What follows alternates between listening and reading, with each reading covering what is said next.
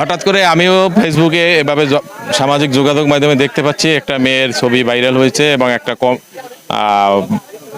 Post viral হয়েছে। তো পোস্টে ওখানে একটা বিয়ের ছবির গেট আছে, সেখানে বলা হয়েছে যে এখানে একটা মেয়ে নৃত্য করায়, ছেলের বাবা জানতে পারায় সে বিয়ে রাজি হয়নি ছেলের বাবা। কিন্তু পরবর্তীতে আবার হঠাৎ করে একটা পোস্টে দেখা যাচ্ছে যে একজন মেয়ে নৃত্য করতেছে, সেই নৃত্যর ছবিটা কি তারা অ্যাকচুয়ালি জায়েজ করতে চাচ্ছে যে এই মেয়ে। তবে ওই মেয়ের ঘটনা সম্পূর্ণ মিথ্যা এবং গুজব, কারণ ও মেয়ের বাবা নেই।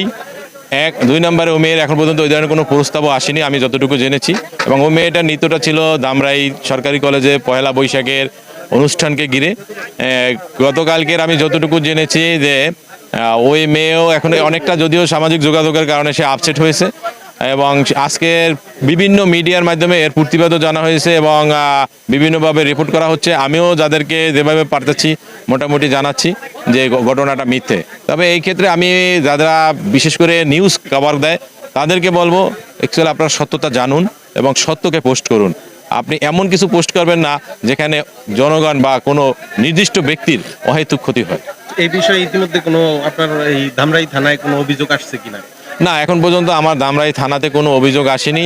এবং আপনি জিনিসটা দেখছেন হয়তো বিভিন্ন নিউজ পোর্টাল থেকেও যারা প্রথম পোস্ট করেছিল, এখন আবার আমি দেখেছি নিউজ পোর্টাল থেকে যারা করেছিল তারাই এখন আবার প্রতিবাদ দিচ্ছে এবং এগুলো মিথ্যা সেটার জন্য কিন্তু রিপোর্ট করতে আছে।